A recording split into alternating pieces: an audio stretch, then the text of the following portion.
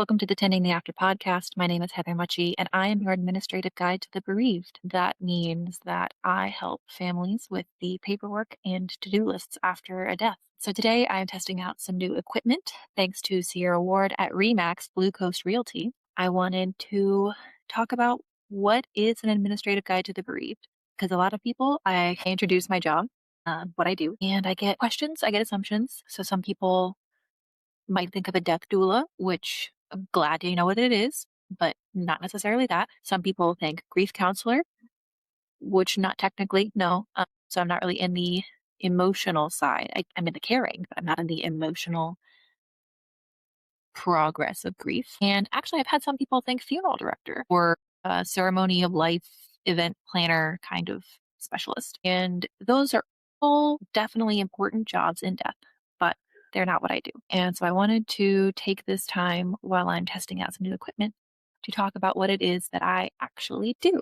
Before I was an administrative guide to the bereaved, I was a postdoctoral researcher at Purdue University. I was working remotely from Florida and from all around the world. I had the opportunity to work from Asia. I was working in Japan, taking meetings in California. I worked from India. I worked from Peru, all while doing research on adult protective services. And I really loved my work. And it is, again, another topic area that not a lot of people know about right off the jump when I talk about adult protective services. If you want to know about adult protective services, you can think like child protective services, but for adults. So I started my research with adult protective services by coming from a background in gerontology. So I started all of this from a very academic standpoint. I've been in school for almost all of my life, and now this is the first time I've been fully out of school for a while. So what was I doing in school? I was finishing my doctorate in gerontology, the study of aging in older adults, with a master's in public health and epidemiology. My dissertation focused on sex differences and mortality rates after hip fracture, depending on diagnosis of cognitive impairment. That was all very interesting. And if you still want to talk hip fracture with me, I am happy to let you know and to advocate for anything that increases your bone density and reduces your fall risk. But after I finished my dissertation, I had the good fortune to meet my PI at Purdue, Dr. Marian Liu, who brought me into the world of adult protective services research. And we worked together various research studies. I was very fortunate to work under her, and I was pretty sure that I was going to continue on in the field of adult protective services, doing research and help getting data to support advocacy for adult protective services. However, in February, when I was supposed to get on a plane to go to Argentina and spend 5 months in South America, that night my dad died, and we were not expecting that. And so I did not get on that plane. And instead, I worked remotely from my mom's house in a little small town in Florida and learned about all the ways that even people who thought they were prepared still are made to suffer after losing a loved one. And I thought, surely there's someone that can help. That because I was still working the job. My mom still had a job, but my brother and I get along, and he was helping. He had a wife and lived out of town and had his own job, and we were all grieving. So imagine most people in the world don't have as ideal of a setup as we did. We had the best case scenario for the worst day of our lives. My parents had only ever been married to each other, so they did have a will that was signed back in the 90s that said everything went to my mom. So it's very straightforward, and my brother and I get along really well. There was no fighting in probate or anything. We were just there to support my mom and get us all into some new state of normalcy. Uh, my dad was a financial planner, and so thankfully, all of the paperwork and setup for that was taken care of, and we were able to get funeral costs and everything covered. And my dad was really great at building community, and so he built a community that my mom can still rely on, of friends and neighbors, people with skills and compassion that can come over and help her when something's wrong at the house instead of, risking some not well-intentioned person coming in and taking advantage of a widow, because we hear horror stories from adult protective services. So we should have had the best worst case scenario to suddenly lose someone. And it was still weeks and months of paperwork and staring at a phone, knowing you had to make a phone call to a company that didn't care, but was still going to charge you money if you didn't call them to cancel this subscription that only your dad wanted and no one else cares about. And you have to fight through the robocall, and then you finally get a person, and that person isn't qualified to deal with what you need to talk about. So they hand you up to the next person. And every time you get a person, they ask, "What are you calling about?" And you have to say, "Hi, I'm calling to cancel because the owner of the subscription is dead." But what is your relationship?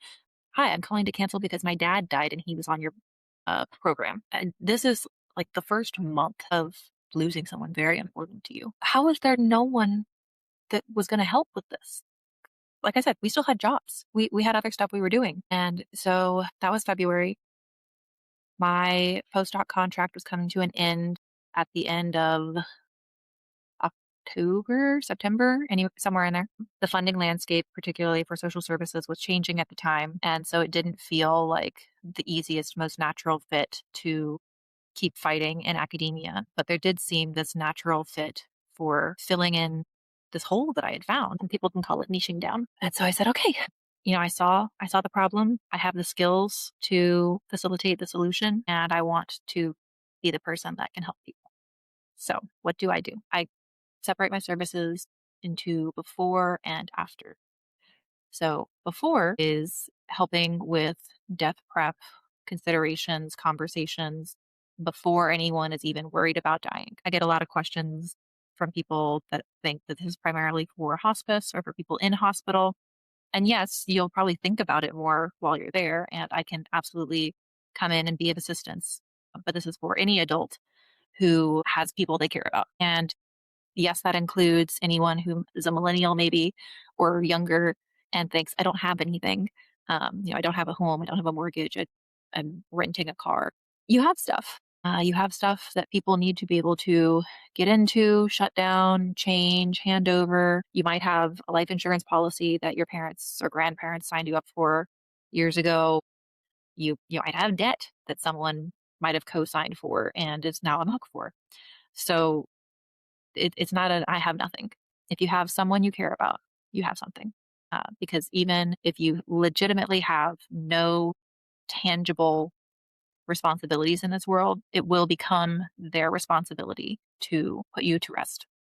And that's a big job that they might not have necessarily signed up for or were ready for when that time comes, because we don't know when that time is. So that's before, and I can get into that a little bit later. And then after is helping with the administrative guide.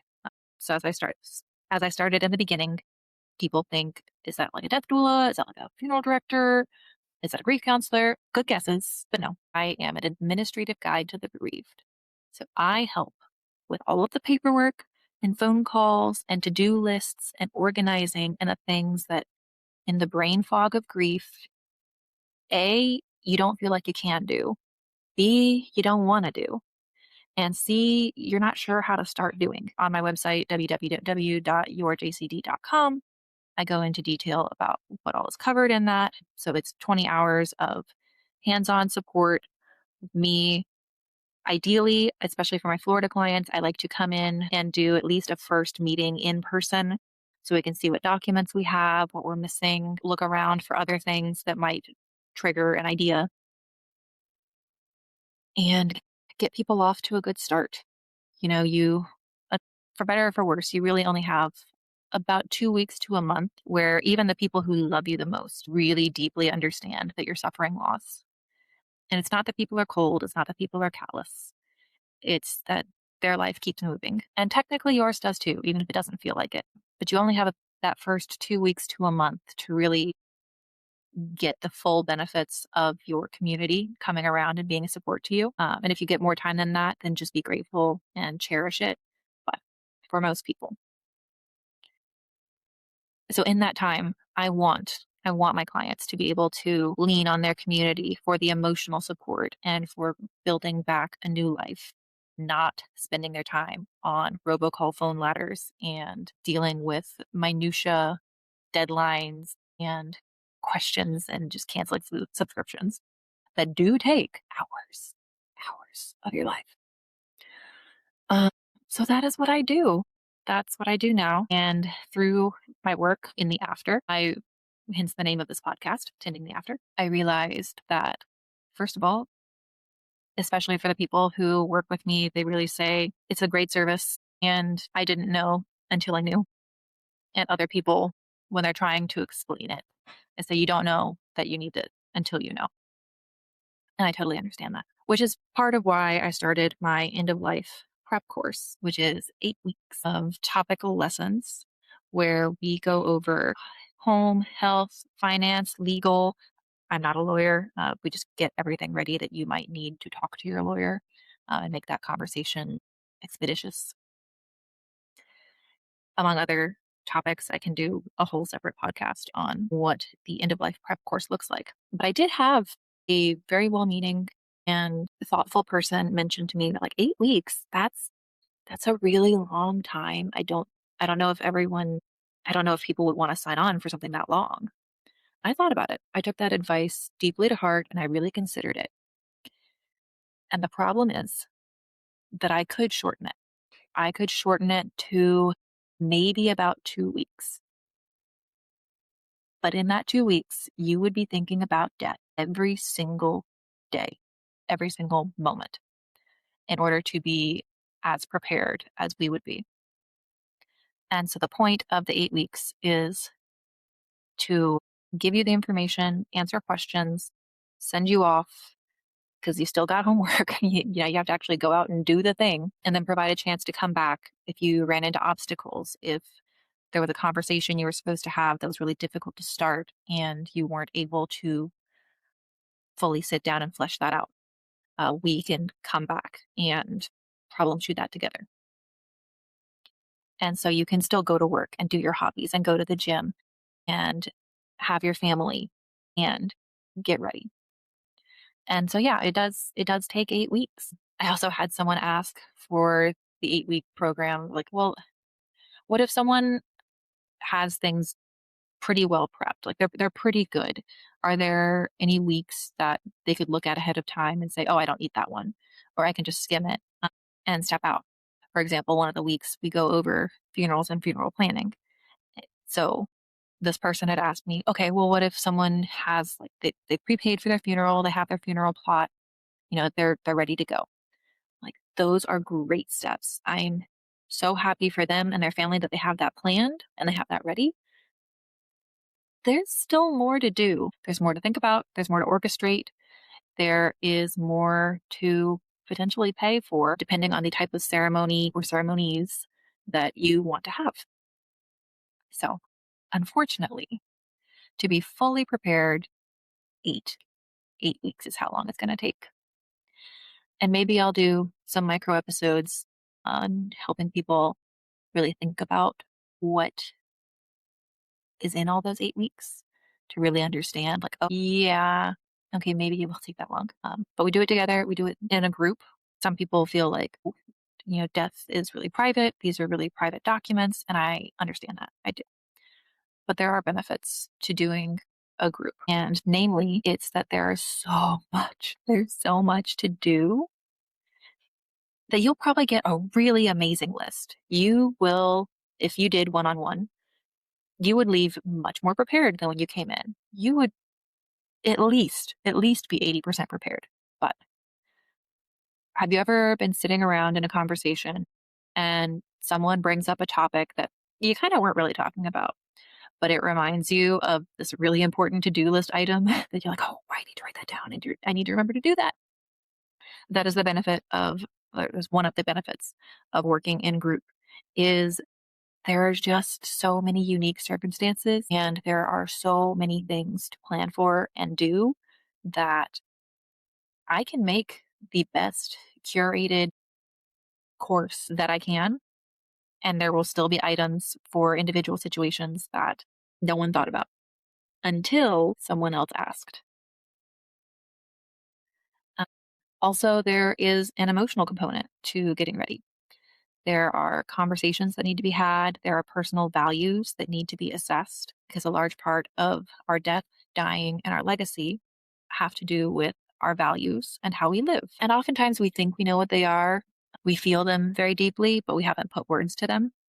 And that can make it difficult for others to enact them on our behalf. They can try their best, and we love them for that, and we appreciate that. But it's really helpful when we're specific for our loved ones, especially at a time of loss. So I've been going on for a bit now, but this was a test of some new equipment here at the Remax Blue Coast office, and I appreciate Sierra Ward for letting us try it out. We may be back here, maybe with more guests, like number two, and I'm excited to bring you actionable content that can help us all be ready to tend the after.